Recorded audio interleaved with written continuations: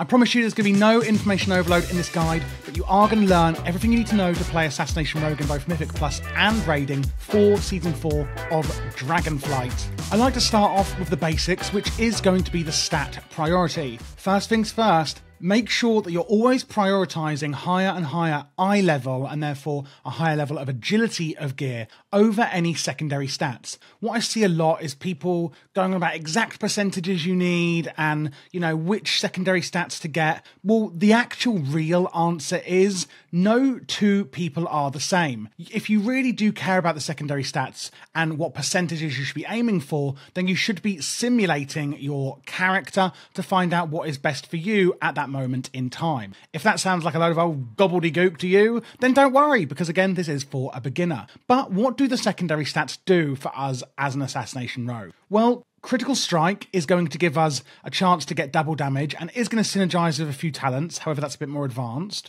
Haste is going to increase our energy regeneration, which is our main resource we use as a rogue. It's also going to increase our attack speed, and also how quickly our bleeds and poisons actually inflict damage onto our targets. Again, bleeds and poisons are actually, again, one of the main ways we're going to do damage as Assassination Rogues. Mastery, again, is going to actually increase the damage of your poisons and bleeds. And versatility is actually going to reduce your damage taken by a little bit, while also increasing your damage done by a little bit. So this is the actual priority, roughly. Mastery, then crit, then haste, then verse. Again, maximising eye level and agility over everything else. These are the talent trees I recommend. On the left is Raiding, on the right is Mythic Plus. Don't worry too much, I'm going to be going through the core talents you need to know about when we go through the rotation, but there is a link in my description so that you can import these talents into the game. I'll show you that later as well. Before we get into that though, what are the core cooldowns we have in our arsenal as a rogue? Well, first up, we have two interesting ones, which I've actually quite annoyingly put on the top left and bottom right. I should have put these together. So sorry about that. Shadow Dance and Vanish. We actually have a talent called Night Stalker, and this means that when we're in stealth, we're going to do more damage. And Shadow Dance lets you go into stealth in combat, and so does Vanish. So these two cooldowns basically, therefore, let us go into stealth. When we do so, we can use our abilities as normal, but doing more damage with them for a short amount of time. We then have the Shroud of Concealment on the top right. This lets you go into stealth in a different way. It puts a big circular area around you and your allies, and you can all move through the shadows unhindered and undetected by any enemies you cross paths with, meaning you can run along undetected. On the bottom then, we've got Evasion and Cloak of Shadows, some more defensive type cooldowns. Evasion is going to increase your dodge chance by 100%, by 10 seconds, and Cloak of Shadows is going to give you immunity and remove any harmful magic effects on your character. Regarding the utilities we have as a rogue, I'm not going to show you them because there's so many. When you're more comfortable with the spec, I do recommend that you go through the entire spellbook and your talent tree and see how everything works in unison with each other. But that can be very overwhelming, and I would like you, as a beginner, to just concentrate on these big ones and the rotation I show you to start with, and that will really help you not get overwhelmed by how many abilities we do actually have as a rogue. Now that we're actually in game then, and we can start looking at the rotation, I want to direct your eyes to this bit here. Now, this is a weak aura by Luxfoss, and basically it's just grouping all of your cooldowns and energy and combo points, etc., in one easy to see grouped up area, so it's not all over your screen. You can't click on these, by the way, if you're not familiar with weak auras. They are just a visual aid. You don't have to use it, but I will put it in the description if you'd like to. And if you need any more help installing this or UI, or you want to get my UI, you can actually get this over on my Patreon as well. So you'll see here we have 300 energy. This is our main resource we're going to be using to cast our spells or abilities as a rogue. And then you can see very faintly there is some little blocks here. If I show you here, 1, 2, 3, 4, 5, and 6. These are our combo points. So you've seen here, I've just used a few abilities that are generating combo points, and then I can use another ability which is going to spend those combo points. So the way the rotation works as a rogue is we use our energy to use abilities, we spend that energy on combo point generators, and when we've got a lot of combo points like you just saw, we then spend those combo points with something called a finisher. Regarding the abilities we actually have at our disposal then, we're going to look at first the combo point generators, then we're going to look at the combo point spenders, and then we're going to look at the cooldowns, and then see how it all comes together as one big juicy rotation. So starting off, we have Garrett on the left. It's on a 6-second cooldown. Garrett the enemy, causing bleed damage over 18 seconds, and it silences the enemy for 6 seconds. When used from stealth, awards 1 combo point. We have Ambush. Oh, what the hell is that? I actually don't know what happened there. We have Ambush. Ambush the target, dealing damage, awards 2 combo points. However, it does require you to be in stealth. Then we have Mutilate. Attack with both weapons. You do need daggers for this build, dealing a total of 5,000 physical damage, again awarding 2 combo points. And then we have Shiv. This is going to award 1 combo point. Attack with your poisoned blades, dealing damage, dispelling all enrage effects, and applying a concentrated form of your active non-lethal poison. More on poisons in a minute. Your nature and bleed damage done to the target is increased for 8 seconds. So we can use Shiv basically to increase the bleed damage we're doing to the target. There's a certain time we're going to use this. Now on to the finishers. So to recap, these were our 4 combo point generators. We've then got 3 main finishers. We have Slice and Dice, Rupture, and Envenom. Slice and Dice is a finisher that we want to use pretty much just once at the start of a fight and keep it up for the duration of the fight, which we will do through a certain talent. Finishing move that consumes combo points to increase your attack speed by 50%, and basically, if you put it on with 1 combo point, it's going to last for 12 seconds, at 6 it'll last for 42 seconds, and then the talent that was going to keep this up is Cut to the Chase. Envenom extends the duration of Slice and Dice by up to 3 seconds per combo point spent. And therefore, if we use Envenom with 6 combo points, that will extend our Slice and Dice by 18 seconds. This is our Envenom here. Before that though, there's Rupture, a finishing move that tears open the target dealing bleed damage. So again, we want to keep Rupture up because it's going to do bleed damage over a long period of time, 28 seconds at 6 combo points. And then Envenom, the one that's going to extend your Slice and Dice once it's up. Finishing move that drives your poisoned blades in deep, dealing instant nature damage, increasing your poison application chance by 30%. Damage and duration is increased per combo point. Now, if you're wondering about poisons then, that is these down here. There's my stealth button to go into stealth. And then we've got poisons here, a little bar pops up. As Assassination, we can actually have 2 of each poison. You've got lethal and non-lethal. So we're going to apply Amplifying Poison, which basically coats your weapon with a lethal poison that lasts for an hour. Each strike has a chance to cause poison damage, and applying amplifying poison for 12 seconds. Envenom can consume 10 stacks of amplifying poison to do increased damage. So it's a passive. You don't need to worry about it. It is built into the rotation once you've applied it. And then the second one we're going to put on is Deadly Poison, which is basically a deadly poison that again does damage. For our non-lethals then, we're going to use Atrophic Poison, coating your weapon with non-lethal, and that is going to actually reduce the damage your enemy does a little bit. And then also Crippling Poison. Or you can use... no, just Crippling Poison. So we're going to put those 4 poisons onto our blades, and you can just click them to activate them, and it'll automatically put it onto you. And it'll be on your buff bar wherever you have your buff bar. If I move myself out of the way, you can see my buff bars are... How do I get my finger? They're on the left, okay? They're on the left of my camera. You can see where I mean.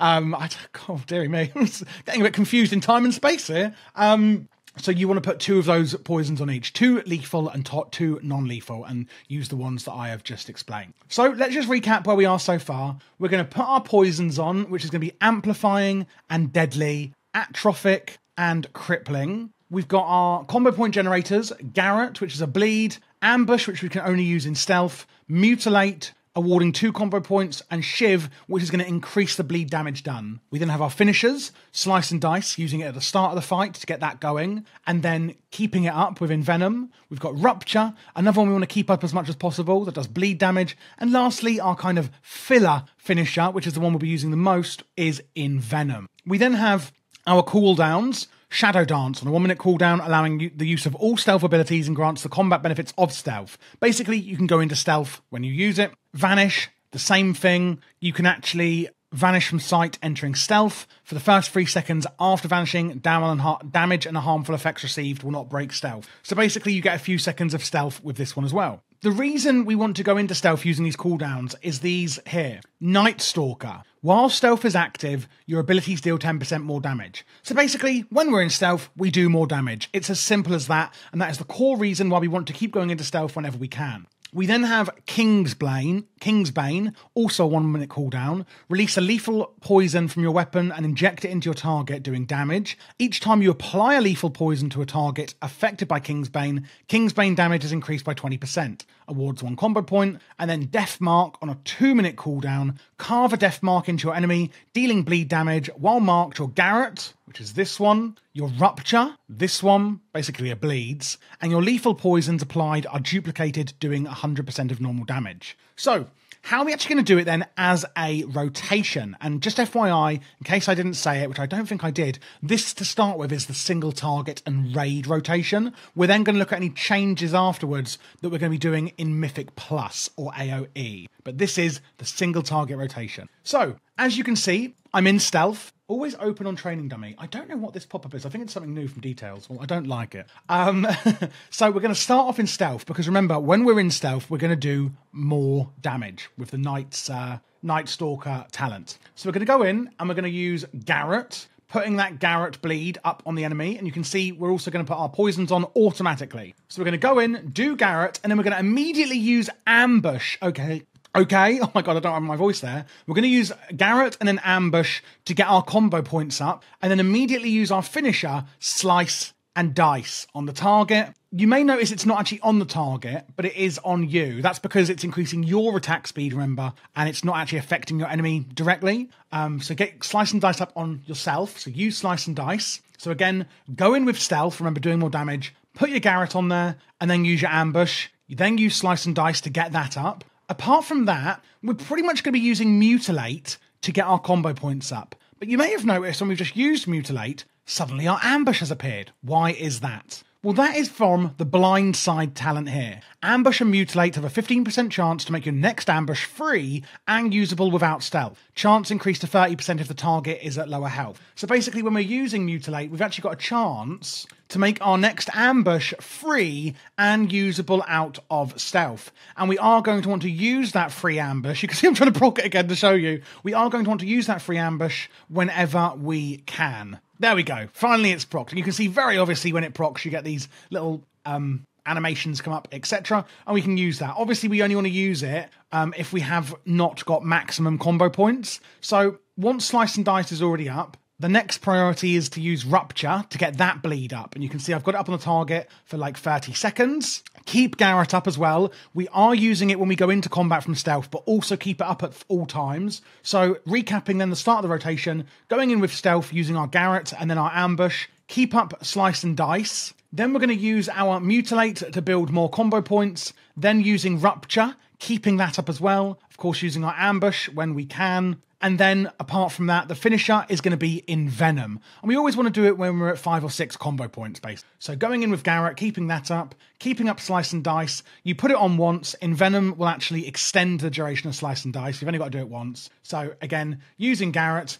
using Mutilate, getting those combo points up, keeping up Slice and Dice, keeping up Rupture as much as possible, otherwise using Envenom as your finisher. And then we're going to look at going into stealth. So one thing I want to mention is that Death Mark is on a 2-minute cooldown, Kingsbane is on a 1-minute cooldown. You should use your Kingsbane every 1 minute on cooldown, while also then using your Death Mark with every other Kingsbane. So Kingsbane every minute, Death Mark every other minute. So every other Kingsbane, you will get a Death Mark. You can also go into Shadow Dance, using your Garrett, etc. to do more damage when in stealth. And then when you are actually in Kingsbane, that's when you want to use your shivs, both stacks. You'll notice on Kingsbane, it's up for 14 seconds. And then when we look at Shiv again, you'll see your nature and bleed damage done to the target is increased by 30% for 8 seconds. So for the first 8 seconds of Kingsbane, you want to use Shiv.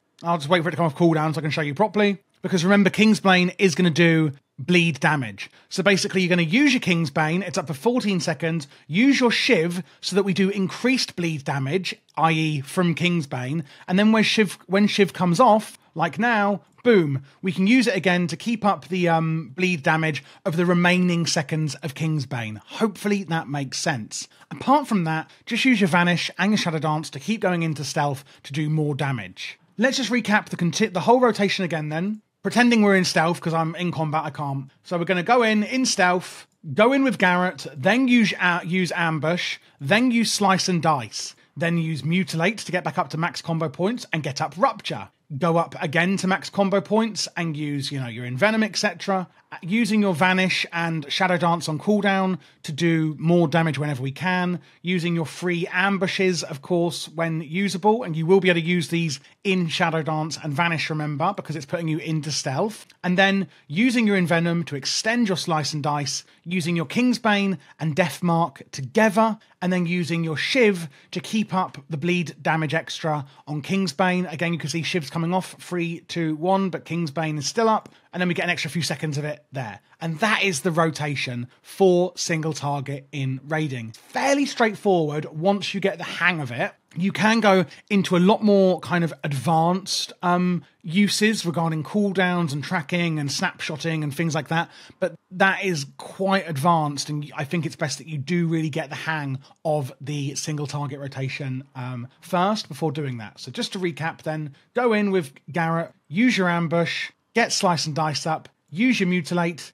get rupture up, and then use your envenom as your last one, using shadow dance on cooldown, using your Kingsbane on cooldown, and then using shivs to do extra bleed damage when in Kingsbane. And ta-da, you've mastered it. Let's now have a look at what we're going to do and what changes we're going to make for Mythic Plus. If we go over, you can see what talents are actually changing here. It's not really many, a few important ones. Scent of Blood down here. Each enemy affected by your rupture increases your agility by 4% up to a maximum of 20%. So getting it onto many enemies, like you will in AoE and Mythic Plus, of course, means that you're going to be doing more damage. We have Sudden Demise. Bleed damage is increased. Targets below 35% health instantly bleed out and take fatal damage when the remaining bleed damage you would deal to them exceeds 150% of their remaining health. And then Garrett and Rupture apply to 2 additional nearby enemies when used from stealth and for 10 seconds after breaking stealth. So again, doing your abilities in stealth, and then after you come out of stealth, is going to help you do that AoE damage. And really, apart from that, is we have Fan of Knives, sprays knives at all enemies within 10 yards, dealing physical damage and applying your active poisons at their normal rate. And then we have also Crimson Tempest, finishing move that slashes all enemies within 10 yards, causing victims to bleed. Lasts longer per combo point, deals extra damage when multiple enemies are afflicted, increasing by 20% per target. The only real differences you're going to make to the rotation is adding these 2 in. Specifically, with Fan of Knives, if you've got 3 or more targets, use this instead of Mutilate if you are looking to build combo points. Literally just swap out Mutilate for your Fan of Knives, and then maintain Crimson Tempest as well. Still using your Envenom, but you're just using this one and keeping it up as much as possible as well in AoE situation. There is one other little thing I haven't mentioned, which I think is important for beginners, and that's Thistle Tea. Restore 100 energy, mastery increased by 13% for 6 seconds. You can have up to 3 charges. I would just use this on cooldown as a beginner as well.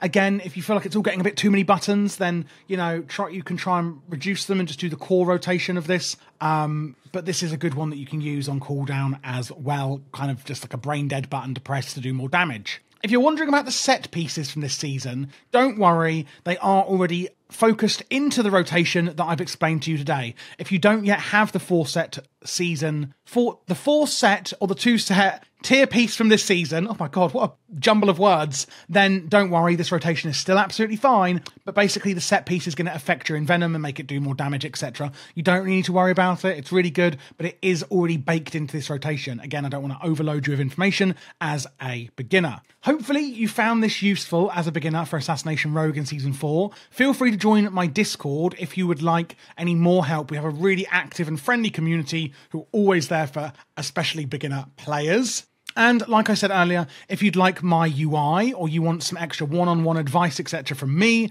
you can join my Patreon, link below in the description for that. That also really helps support the channel. I only do this part-time in my spare time outside my 9 to 5, so I really do appreciate you guys signing up. It really does help support the channel, and it opens up a VIP only channel in the Discord, as well as lots of behind the scenes info and blog posts on my Patreon. Plus I can help you install my UI if you would like it. And if you want to see other Season 4 guides, click here. This is the playlist on my channel.